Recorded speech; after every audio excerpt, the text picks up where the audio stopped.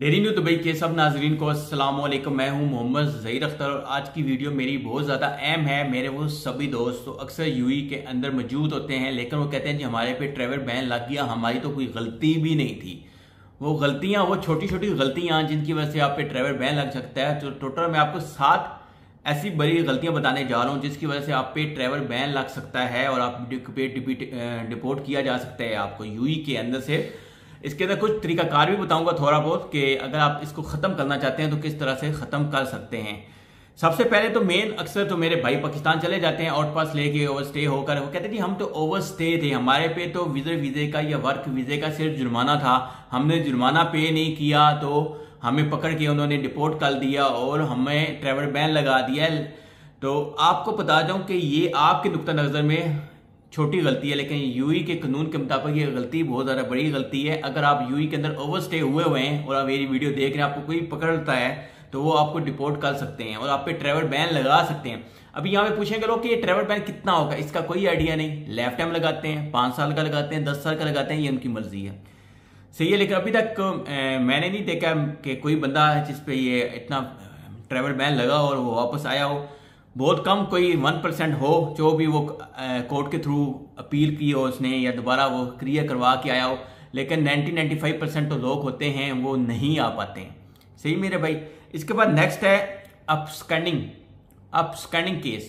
Case में जब आप अक्सर आप वीज़े की अपस्कैंडिंग हो जाती है या लेबर की या इमिग्रेशन के आउट पास लेके चले जाते हैं तो उस कंडीशन में भी आप पे ट्रैवल बैन लग जाता है, आप वापस नहीं आ सकते हैं।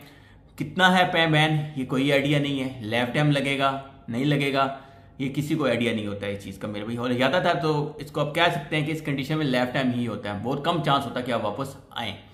लेकिन इस अपस्कैंडिंग में आपको मैं 2 चीज़ें बता देता हूँ। यूएई के अंदर मेरे प्यारे तो 2 किस्म की अपस्कैंडिंग होती है। एक तो वीज़े की होती है, तो वीज़े पे ट्रैवल टूरिज्म वाले लगाते हैं, वो आप पेमेंट दे के क्लियर करवा सकते हैं, जो वो फीस मांगते हैं 4000-5 क्लियर करवा सकते हैं। लेकिन सेकंड तो है वर्क वीज़े पे 2 किस्म की होती है, एक होती है लेबर की अपस्कैंडिंग होती है, एक होती है इमिग्रेशन की।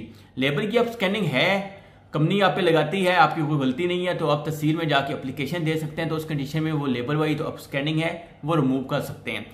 अदर वे अगर आप हक पे हैं तो आपकी अपस्कैंडिंग रिमूव हो जाएगी।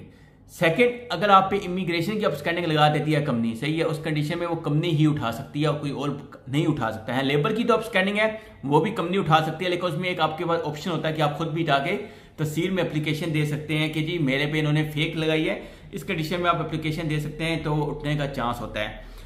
इसके बाद तो सबसे बड़ा एक मसला है कि डिफॉल्टिंग बैंक लोन लोग लेके यहाँ से चले जाते हैं, उस कंडीशन में भी आप पे बैन लग सकता है, सही है, ट्रैवल बैन लग सकता है। और अगर आप यूएई के अंदर हैं, आप ऑलरेडी 3 बैंक की तरफ से केस हो चुके हैं आप पे और आप पे ट्रैवल बैन लग चुका, तो उस कंडीशन में भी आपको पकड़ा जा सकता है, पुलिस पकड़ सकती है और आपको कोर्ट में पेश कर सकती है, सही है। अगर आप पाकिस्तान जा चुके हैं तो ब्लैक लिस्ट हुए पड़े हैं तो उसको हल करने का तरीकाकार यही होता है कि आपको पेमेंट देनी पड़ती है बैंक को कुछ % और बाकी आप किसी एडवोकेट के थ्रू तो आपको मसला है बैंक के साथ वो हल कर सकते हैं।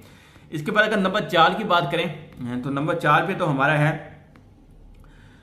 अगर आपने कोई यूएई के अंदर कोई फ्लैट या कोई विला या कोई शॉप रेंट पे ली हुई है, रेंट आप नहीं पे कर पाते हैं उसका, सही है मेरे भाई, रेंट पे नहीं कर पाते हैं और आपको तो आपका मालिक है ओनर है वो आपको बोलता है भाई रेंट, तो आप उसको कोई रिस्पॉन्ड नहीं देते हैं, वो कोर्ट में चला जाता है, कोर्ट में भी आपको बोला जाता है कि आगे अपना केस की वजाहत करें, आप नहीं वजाहत कर पाते हैं, उस कंडीशन में भी आप पे यानी कि ट्रैवल बैन लग सकता है मेरे भाई, ओके।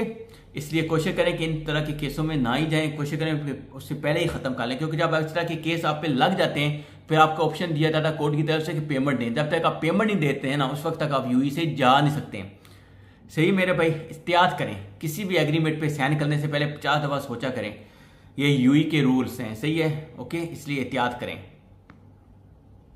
एक 5 नंबर पे अगर आप यूएई के अंदर आप पे कोई क्रिमिनल केस हो जाता है, कोई ऐसा केस जो यूएई के कानून के अगेन है, उस कंडीशन में भी आप पे ट्रैवल बैन लग सकता है।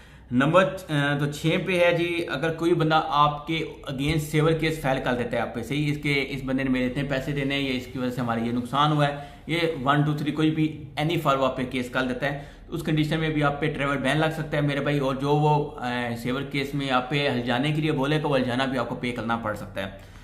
इसके बाद नंबर 7 बहुत ज़्यादा अहम है, नंबर 7 आज की वीडियो का बहुत ज़्यादा अहम है कि you stood as generator of someone, अगर आप किसी की गारंटी उठाते हैं, यूई के अंदर आप किसी की गारंटी देते हैं कि मेरे भाई आप इस बंदे को पासपोर्ट दे दें या इसको ये कर लें, और वो बंदा भाग जाता है या कोई बंदा वो जो बात आपकी डील होती है वो उसको पूरा नहीं करता है, उस कंडीशन में आप पे भी ट्रैवल बैन लग सकता है, आप यूई से नहीं जा सकते हैं। सही है, ये लेफ्ट राइट भी डिटेल दूंगा, वीडियो के डिस्क्रिप्शन के अंदर भी दूंगा, आप मजीद पढ़ना चाहते हैं तो पढ़ सकते हैं और अपने भाई दोस्तों के साथ शेयर कर सकते हैं। कुछ इन्फॉर्मेशन थी ट्रैवल बैन्स के मतलब, और इनको हल करने का तरीका कार ये है, तो लास्ट वाइज जितने भी मैंने बताए केसेस के मतलब जो भी हैं वो आपको एडवोकेट की हेल्प लानी चाहिए। अगर चेक भी करवाना चाहते हैं तो फिर भी किसी एडवोकेट से रब्ता करके चेक करवा सकते हैं। मिलते हैं नेक्स्ट वीडियो में। अल्लाह।